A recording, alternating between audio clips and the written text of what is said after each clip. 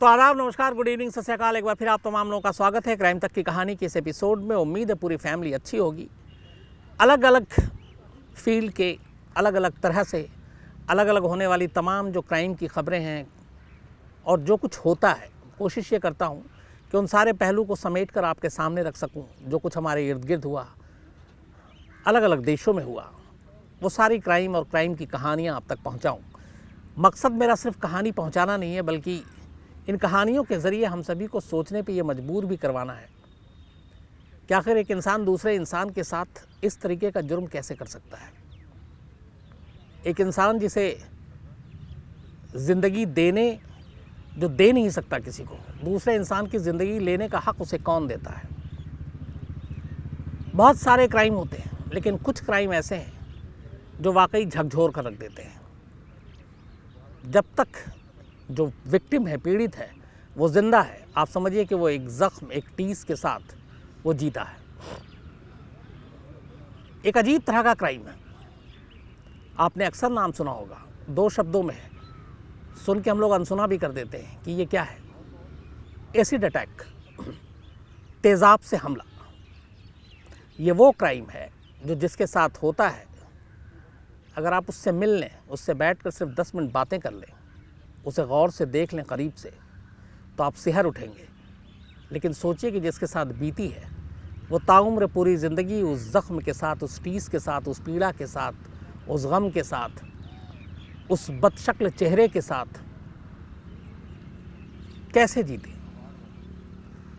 बोलना, सुनना बड़ा आसान है, लेकिन अगर इसको गहराई में आप डूब कर देखेंगे तो फिर यह एहसास जो है वो बेचैन कर देती है। आज की कहानी एक ऐसी ही कहानी है, बट उस कहानी पे आऊँ उससे पहले कुछ आपको आंकड़े बता देता हूँ। ये एक अजीब तरह का क्राइम है, एसिड अटैक, और हमारे देश में ये क्राइम अच्छा खासा है। 2014 से 18 के जो एनसीबी के डेटा है, नेशनल क्राइम रिकॉर्ड ब्यूरो के, उसके हिसाब से करीब 1500 हमारे देश में एसिड अटैक के केस हुए, लेकिन इसमें से 40% को ही सज़ा मिल पाई। अब एसिड अटैक में सज़ा क्या है, ये भी आप देखिए कि कत्ल करना और एक इंसान को ज़िंदा लाश बना देना, और जब तक वो जिए उस गम के साथ जिए, उसकी सज़ा क्या है। एसिड अटैक के लिए हमारे पास जो सेक्शन है वो 326A है, और इसमें मैक्सिमम पनिशमेंट 10 साल की है, 10 साल की सज़ा। एक सामने वाले की पूरी ज़िंदगी, उसकी शख्सियत को बिगाड़ कर, उसकी ज़िंदगी को बदनुमा बनाने के बाद सिर्फ 10 साल। और ऐसे अनगिनत केस हैं जिसमें क्रिमिनल ने इस तरह की हरकतों को अंजाम दिया और वो अब भी ज़िंदा है जो विक्टिम है, लेकिन वो आज़ाद हैं, कोर्ट से सज़ा पाकर बाहर निकल आए और एक आज़ाद नागरिक की तरह ज़िंदगी जी रहे हैं। हमारे देश में एसिड अटैक के जितने केस हैं, लगभग 40% वो जो केसेस हैं वो सिर्फ 3 स्टेट में हैं। नंबर 1 पे यूपी है, नंबर 2 पे वेस्ट बंगाल है, नंबर 3 पे दिल्ली है, और टॉप 5 की बात करें तो नंबर 4 पे एमपी है और नंबर 5 पे उड़ीसा है। टॉप 10 की बात करें तो फिर 6 पे पंजाब है, 7 पे आंध्र प्रदेश है, 8 पे हरियाणा है, 9 पे बिहार है और 10th पे गुजरात है। ये टॉप 10 स्टेट हैं हिंदुस्तान के जहां सबसे ज़्यादा एसिड अटैक के केसेस होते हैं। अब मैंने ये सारी चीज़ें आपको इसलिए बताई, एक लड़की जिसकी उम्र सिर्फ 17 साल, होनहार लड़की, एनसीसी की कैडेट, बड़े बड़े उसने सपने देखे, सोशियोलॉजी में ग्रेजुएशन कर रही है, और उसके सपने को एक रात अचानक कैसे चकनाचूर कर दिया जाता है। ये कहानी वो है। ये कहानी आमिर सुहेल ने धनबाद से रिक्वेस्ट की थी, बहुत पहले से की। ये और उनकी अम्मी लगातार क्राइम तक की कहानियाँ देखते हैं, और उनकी फरमाइश थी कि ये कम से कम इस कहानी को क्राइम तक की फैमिली के सामने रखना चाहिए। तो थैंक यू आमिर इस कहानी को मेंशन करने के लिए। तो आज की कहानी जो है वो धनबाद की है। आप में से बहुत सारे लोग शायद ये नाम जानते हो, क्योंकि बीच में मीडिया में ये काफ़ी सुर्खियों में रही थी और कई ऐसी चीज़ें हुई थी इस कहानी को लेकर। सोनाली मुखर्जी, धनबाद की एक लड़की, 17 साल की उम्र, एक आम परिवार से, सपने बड़े, पढ़ने लिखने में तेज़, सोशियोलॉजी में ग्रेजुएशन कर रही है, एनसीसी में भी कैडेट है और अपने घर वालों के हाथ बटाने के लिए एक प्राइवेट फर्म में पार्ट टाइम नौकरी भी कर रही है। उसके घर के पास पड़ोस में धनबाद में 3 लड़के रहते थे और ये तीनों लड़कों अक्सर जो है वो सोनाली को छेड़ा करते थे। सोनाली का फोकस बड़ा साफ था, उसे अपनी पढ़ाई लिखाई पे ध्यान देना था, अपने परिवार को आगे ले जाना था और ज़िंदगी में कुछ मकाम हासिल करना था। लेकिन ये सारी चीज़ें एक झटके में रह गई। उसकी वजह ये थी कि जो 3 लड़के थे इन्होंने सोनाली के साथ वो कुछ किया जो शायद सोनाली ने भी नहीं सोचा था। तपस मित्रा, संजय पासवान और ब्रह्मदेव हजरा, ये 3 लड़के सोनाली के पड़ोस में रहते थे और अक्सर सोनाली को छेड़ा करते थे। इन तीनों की नज़र में यह था कि सोनाली थोड़ा घमंडी है, वो छेड़खानी को कोई और रूप देना चाहते थे। लेकिन किसी तरह सोनाली इनको टालती रही, नज़रअंदाज करती रही और अपना काम, अपने पढ़ाई पे, अपनी जॉब पे फोकस करती रही। 22 अप्रैल 2013 गर्मी का दिन था। हमेशा की तरह गर्मी पे सोनाली और उसका परिवार छत पे सोता था। धनबाद में बिजली के वैसे ही आना जाना लगा रहता था। तो 22 अप्रैल 2003 को भी सोनाली छत पर अपनी बहन के साथ सो रही थी। उससे पहले इन लड़कों ने उसके साथ फिर छेड़खानी की कोशिश की थी और सोनाली ने कुछ जवाब दिया जिससे वो गुस्से में भी थे, बदला लेना चाहते थे। लेकिन वो बदला ऐसा होगा किसी ने सोचा नहीं था। 22 अप्रैल 2003 की रात जब सोनाली, उम्र लगभग 17 साल होगी, 17 और 18 के बीच में, अपने छत पर सो रही थी, तभी ये तीनों लड़के छत पर आते हैं। इनमें से एक के हाथ में तेज़ाब की बोतल थी।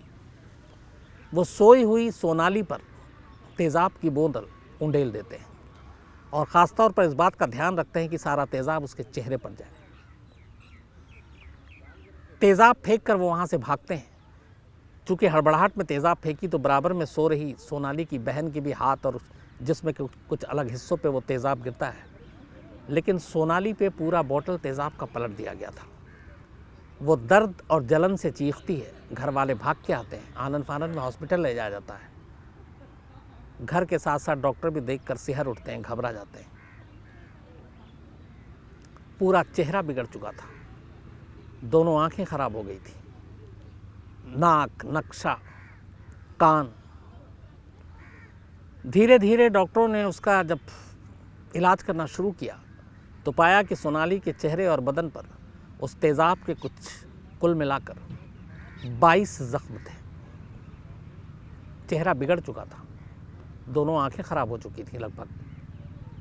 राइट कान, दाहिना कान, वो भी एक मांस का लोथड़ा बन गया था और उस कान से अब कुछ सुनाई नहीं दे रहा था। हालत इतनी ख़राब थी कि धनबाद जैसे हॉस्पिटल में इलाज मुमकिन नहीं था। बाद में किसी तरह वो परिवार सोनाली को लेकर दिल्ली आता है। सफदरजंग हॉस्पिटल में उसका इलाज चलता है क्योंकि सफदरजंग का बर्न वार्ड जो है वो काफ़ी अच्छा खासा माना जाता है। धीरे धीरे वक्त बीतता है। उधर इन 3 लड़कों के ख़िलाफ़ मुकदमा दर्ज किया जाता है। पुलिस उसे गिरफ्तार करती है, अदालत ले जाती है, लेकिन कुछ वक्त के बाद ही वो ज़मानत पर बाहर आ जाते हैं। फिर मामला हाई कोर्ट जाता है। आखिर में इन तीनों को 9 साल की सज़ा सुनाई जाती है। लेकिन जब लोअर कोर्ट से हाई कोर्ट जाता है तो हाई कोर्ट में फ़ैसला आने से पहले ही तीनों ज़मानत पे बाहर थे। उनमें से एक माइनर था, वो वैसे ही पहले ही छूट जाता है। 2 सज़ा काट रहे होते हैं, लेकिन सज़ा के दौरान आसानी से ज़मानत पर अपनी ज़िंदगी बाहर जैसे जीते हैं वैसे ही जी रहे थे। इधर माँ बाप की सोनाली की हालत ये थी कि बेटी के इलाज और कोर्ट कचहरी में एक एक कर सारे पैसे खर्च होते जा रहे थे। एक तो बेटी के साथ ये जुल्म और ऊपर से उसी बेटी को इंसाफ दिलाने के लिए वही परिवार कोर्ट के धक्के खा रहा है और अपनी जमा पूंजी खर्च कर रहा है। करीब 10 से 15 लाख रुपए सोनाली के इलाज और कोर्ट फीस में परिवार वालों के खर्च हो गए, लेकिन इंसाफ नहीं मिला। 9 साल की अधिकतम सज़ा मिली, एक माइनर के नाम पे पहले ही छूट गया और ज़मानत पे ये लोग बीच बीच में वैसे ही बाहर आते रहे। इधर सोनाली की जो ज़ख्म थे 22, वो एक एक कर सर्जरी चल रही थी। इन 22 ज़ख्मों के लिए करीब 25 सर्जरी हुई, फिर भी इलाज मुकम्मल नहीं हुआ। पैसे कम थे, घर बिक गया, ज़मीन बिक गई, रिश्तेदारों से उधार ली, बाद में रिश्तेदार तकाजा करने लगे। सरकारों के पास मिन्नतें लेकर पहुंचा परिवार कि हमारी मदद करें, हमारी बेटी के साथ ऐसा हुआ, एक क्राइम हुआ, और वो भी इस तरह का क्राइम। धनबाद चूँकि झारखंड में आता है, इस दौरान में स्टेट में 3 मुख्यमंत्री बदल गए। पूरा परिवार, ऐसा कोई नहीं था जब हर मुख्यमंत्री के दहलीज तक ना गया हो, गिड़गिड़ाया ना हो। 3 मुख्यमंत्री, शिबू सोरेन बड़ा नाम, अर्जुन मुंडा, मधु कोड़ा, ये 3 ऐसे मुख्यमंत्री थे जिनके पास सोनाली का परिवार लगातार गिड़गिड़ाता रहा कि हमें एक तो इंसाफ दिलाएं, हमारी बेटी का इलाज अब हमारे बस की बात नहीं है, हमारा सब कुछ बिक गया है, अब कुछ बचा ही नहीं है। सरकार ने भरोसा, आश्वासन तो दिया लेकिन कभी मदद नहीं की। इलाके के 3 एमएलए बदल गए, 3 मुख्यमंत्री की तरह, हर ने भरोसा दिया, कुछ नहीं हुआ। वहाँ से लेकर दिल्ली तमाम एमपी और जो दूसरे पार्टी के नेता थे उन तक की दहलीज पर परिवार ने जाकर गिड़गिड़ाया। सभी ने वादे तो किए, आश्वासन भी दिया, पर किसी ने मदद नहीं की। आखिर में नौबत ये आई कि 2012 आते आते करीब 9 साल के बाद सोनाली का इलाज अभी भी पूरा नहीं हुआ था। सफदरजंग अस्पताल में ज़्यादातर इलाज चल रहा था। अब परिवार के पास इतने पैसे नहीं थे कि वो धनबाद और दिल्ली तक बार बार आना जाना करे, डॉक्टरों के फीस थे, दवा का खर्च उठाए, ऊपर से जो कोर्ट में केस चल रहा है उसके लिए भाग दौड़ करे। परिवार की इस मजबूरी को सोनाली ने भी समझा। उसे लगा, अपने आप को वो गिल्टी फील करने लगी कि ये सब कुछ मेरी वजह से मेरा परिवार बिखर गया है, मेरे परिवार की आर्थिक हालत ख़राब हो गई है, पूरे परिवार की जमा पूंजी मेरे इलाज पर लग गई, चेहरा वैसे ही बिगड़ चुका है, जीना मुश्किल है, आईने में देखकर खुद ही घबरा जाती। पर धीरे धीरे जब वक्त बीता उसने उसी शक्ल के साथ जीने का हौसला नहीं छोड़ा। एक जगह एक इंटरव्यू में खुद कहा था सोनाली मुखर्जी ने कि कितनी बेरुखी, कितनी उदासी सही है मैंने, घुट घुट के जी हूँ मैं। ये लाइन थे, अचानक मुंह से निकला था। 9 साल के लंबे इम्तिहान, 9 साल की लंबी लड़ाई के बाद ना अदालत से इंसाफ मिला, जो गुनहगार थे वो ज़मानत पर थे, और इधर इलाज के नाम पे सारे पैसे ख़त्म हो गए। आखिरकार 2012 में सोनाली मुखर्जी ने एक फ़ैसला किया। कल भी मैंने या किसी और भी कई बार मैंने कहा है कि कई खबरें ऐसी होती हैं जब मीडिया को उस वक्त ज़रूरत होती है या मीडिया की लोगों को ज़रूरत होती है, शायद हम उस खबर को उस वक्त नहीं करते, और जब वो फिर लाइमलाइट में या किसी और वजह से फिर सुर्खियाँ बनती हैं तो फिर सभी मीडिया उस खबर को कवर करती है। सोनाली मुखर्जी के साथ भी यही था। शायद एसिड अटैक या तेज़ाब से हमले को हम लोग उस तरीके की खबर ही नहीं मानते, हो सकता है। तो 9 साल तक किसी का ध्यान नहीं गया सोनाली मुखर्जी की तरफ।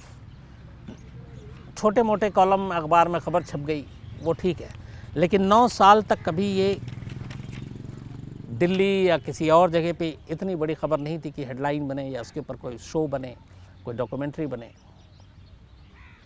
वक्त बीतता गया। 2012 में अचानक देश की मीडिया की नज़र सोनाली मुखर्जी पर तब पड़ी जब सोनाली ने बाकायदा कोर्ट में एक अर्जी लगाई और उसने कहा कि मैं मरना चाहती हूँ, क्योंकि मेरी शक्ल नहीं रही, देख के लोग डर जाते हैं। इलाज के लिए घर वालों के पास पैसे नहीं हैं, सब कुछ बिक चुका है। मुकदमे के लिए अब पैसे बचे नहीं, तो इसलिए अब अदालत का रुख करने से भी डर लगता है। तो मेरे सामने एक ही रास्ता है, मैं कम से कम गैर कानूनी तरीके से नहीं मरना चाहती हूँ, मुझे कानूनन मरने की इजाज़त दी जाए, यानी कि मर्सी डेथ, इच्छा मृत्यु। बाकायदा कोर्ट में एक एप्लीकेशन दिया और सोनाली मुखर्जी ने कोर्ट से इजाज़त मांगी कि उसे अपने आप को मारने की इजाज़त दी जाए, क्योंकि अब वो और ज़िंदा रह नहीं सकती और सह नहीं सकती। जब इस अर्जी की खबर मीडिया तक आई तब मीडिया का ध्यान इस खबर की तरफ गया और उसके बाद पूरे देश में सोनाली मुखर्जी का नाम आया। और सोनाली मुखर्जी की इस इच्छा मृत्यु के इस लेटर के बाद सभी को लगा कि ये कोई स्टोरी है, ये खबर है। फिर हर अखबार, हर चैनल ने इस खबर को कवर किया और यहाँ से सोनाली की ज़िंदगी थोड़ी बदली। जब मीडिया में उसकी एक एक कर कहानी सामने आई तो फिर लोग भी मदद के लिए आगे आए। सफदरजंग के एक हॉस्पिटल के डॉक्टर ने कहा कि मैं खुद सारा जो प्लास्टिक सर्जरी है वो मैं करूँगा और अपने खर्च पे करूँगा। मुझे पैसे नहीं चाहिए। उन्होंने आगे आके मदद की और इसी दौरान सोनाली की ये कहानी केबीसी तक पहुंची। कौन बनेगा करोड़पति अमिताभ बच्चन तक पहुंची और फिर उन्होंने एक दिन सोनाली मुखर्जी को केबीसी में बुलाया। सोनाली का एक सपना भी था कभी। सोनाली केबीसी में पहुंचती हैं। लारा दत्ता तब वहाँ पे उस दिन गेस्ट थी, वो लेकर आई सोनाली मुखर्जी को और इसके बाद सोनाली मुखर्जी ने वहाँ पे केबीसी की हॉट सीट पे बैठे अमिताभ बच्चन के साथ 25 लाख रुपए जीते उन्होंने। केबीसी में जाने के बाद सोनाली की कहानी और घर घर तक पहुंची और भी फिर बहुत सारे लोगों ने मदद की के लिए पहल किया और इसके बाद अब सरकार और नेताओं को भी शर्म आई जो अब तक सिर्फ झूठे दिलासे और वादे कर रहे थे। फिर उन्होंने सोनाली की सुध आई। जो झारखंड सरकार है, इसके बाद 2014 में 12 में सोनाली ने इच्छा मृत्यु की एप्लीकेशन दी, 12 में केबीसी में आई। उसके बाद 14 में फिर झारखंड सरकार को थोड़ी शर्म आई और उन्होंने अपना फ़र्ज़ निभाने के लिए सोनाली को एक सरकारी नौकरी का ऑफ़र किया। ग्रेड 3 क्लर्क का एक पोस्ट मिला सोनाली को और झारखंड गवर्नमेंट में वहाँ उन्होंने वो नौकरी की, लेकिन फिर दिल्ली आ गई। दिल्ली आने के बाद अब पिछले 2-3 सालों में सोनाली की ये सारी कहानियाँ पूरे देश को मालूम थी। इसी में एक शख्स सामने आया जिसका नाम था चितरंजन तिवारी। चितरंजन तिवारी भी झारखंड से था और मैकेनिकल इंजीनियर। उसने सोनाली की कहानी पढ़ी, टीवी पे देखा, केबीसी में देखा, उसे सोनाली से प्यार हो गया। उसने सोनाली से अपने प्यार का इजहार किया। 2015 में 15 अप्रैल को 15 अप्रैल 2015 चितरंजन ने सोनाली को प्रपोज़ किया शादी के लिए और 15 अप्रैल 2015 में इन दोनों ने शादी कर ली। पहली बार पिछले 12 सालों में, क्योंकि 2003 में इंसिडेंट हुआ था, सही मानों में सोनाली की ज़िंदगी में कुछ खुशियाँ आईं और एक प्यार करने वाला पति मिला जिसने सोनाली को इस रूप के बावजूद उसके दिल से अपनाया। दोनों हंसी खुशी एक पति पत्नी की तरह रह रहे हैं। सोनाली दिल्ली में ही रह रही है, एक कान से सुनाई नहीं देती, आँखें और चेहरा वैसी ही है, लेकिन हौसलों में अब कोई कमी नहीं आई है। सोनाली को जो कभी जीना नहीं चाहती थी, इच्छा मृत्यु मांग रही थी, वो अब एक खुशहाल ज़िंदगी जीना चाहती है। और इस खबर का दूसरा पहलू ये है कि जिन 3 लड़कों ने सोनाली की पूरी ज़िंदगी बर्बाद कर दी, उसका चेहरा उससे छीन लिया। 12 साल तक सफ़र किया और उनको 9 साल भी जेल में पूरी तरह से नहीं मिला काटने को। ज़मानत पे बाहर आए, फिर आज़ाद हो गए। आज़ाद होने के बाद भी धमकियों का सिलसिला चलता रहा और शायद यही वजह है कि धनबाद, पूरा सोनाली का परिवार जो फैमिली है, उसने धनबाद को ही छोड़ दिया, जहां उनकी बेटी के साथ हुए इस बुरे सलूक का की जो सपने और यादें थी वो उन्हें लगातार कचोटती थी। ये थी कहानी सोनाली की, धनबाद की उस लड़की की जिसे सिर्फ 17-18 साल की उम्र में एसिड अटैक के ज़रिए उसकी पूरी ज़िंदगी को एक तरह से पलट कर रख दिया गया। कुछ ऐसे क्राइम होते हैं जिसमें जैसे कत्ल होता है, एक बार में एक आदमी मर जाता है। कुछ ऐसे जुर्म होते हैं जो होता तो एक बार है, लेकिन जब तक इंसान ज़िंदा रहता है वो हर रोज़ मरता है। फिर चाहे वो एसिड अटैक हो, चाहे रेप हो। रेप विक्टिम के साथ भी सेम यही होता है। अगर रेप विक्टिम ज़िंदा है तो ये मानिए कि वो हर लम्हा, हर पल जब तक जी रही है, उस खौफनाक याद और उस एक तरह से नफ़रत जो उसे जिस तरीके से नोचा खसोटा किया, उन यादों के सहारे वो जीती है। जीती क्या है, हर दिन मरती है, हर लम्हा मरती है और फिर जीती है। तो ये वैसे जुर्म हैं जो इंसान को एक बार नहीं, हर रोज़ मारते हैं। दुआ यही है कि ऐसे जुर्म हमारे समाज में, हमारे आसपास किसी के साथ ना हो, सोनाली जैसी लड़कियों के साथ ना हो। लेकिन अफसोस की बात यह है कि एसिड अटैक के मामले लगातार हिंदुस्तान में बढ़ रहे हैं। मैंने जैसा आपको बताया 2014 से 18 के एनसीबी के डेटा में 1500 था, उससे पहले 1300 था। अगर एशिया की बात करें तो बांग्लादेश, अफ़गानिस्तान में ऐसे बहुत सारे केसेस हुए जब औरतें हिजाब नहीं पहनती तो उनके चेहरे पे एसिड डाला गया। इंडिया में बदला लेने के लिए, और इंडिया में जो एसिड अटैक के ज़्यादातर केसेस हैं उसमें से 80% वो केसेस हैं जिनमें कोई दिल जला आशिक आमतौर पर इस तरह की हरकत करता है। अगर वर्ल्ड की बात करें, पूरी दुनिया की बात करें, तो एसिड अटैक के मामले में नंबर 1 पे यूके है, यूनाइटेड किंगडम, जहाँ पे सबसे ज़्यादा केस हुए। 2014 से 18 के मैं आपको डेटा दे रहा हूँ। तो ये थी कहानी एसिड अटैक और सोनाली की। कल आपसे फिर मुलाकात होगी किसी नई कहानी के साथ, लेकिन उससे पहले एक चीज़ और फिर आपसे कहूँगा कि बहुत सारे लोगों की फरमाइश पर, क्योंकि हमारे बहुत सारे क्राइम तक फैमिली के लोग इंडिया के बाहर भी रहते हैं, हालांकि आप लोग सुनते हैं कहानी, कई ऐसे मेल भी आते हैं जो ये कहते हैं कि मुझे हिंदी समझ में नहीं आती लेकिन कहानी अच्छी लगती है इसलिए सुनता हूँ, धीरे धीरे सीख रहे हैं। तो क्राइम तक इंग्लिश में भी शुरू हो चुका है और हमारे अभिषेक भल्ला, मुनीश चंद्र पांडे, राहुल श्रीवास्तव हमारे सीनियर हैं। ये सभी आपको अलग अलग दुनिया भर की क्राइम की कहानियाँ और क्राइम की स्टोरीज़ लेकर आएंगे और देखेंगे। तो जितना प्यार क्राइम तक को आपने दिया, उसी तरह क्राइम तक इंग्लिश को भी ज़रूर दें और क्राइम तक इंग्लिश को ज़रूर देखें, सुनें, सब्सक्राइब करें, प्यार दें, सुझाव दें। कुछ गड़बड़ लगे तो शिकायत भी कीजिए, आपका हक है, क्योंकि आप फैमिली है। तो आज इतना ही, कल फिर मुलाकात होगी रात 9 बजे किसी नई कहानी के साथ। तब तक अपना ख्याल रखिएगा। Thank you very much.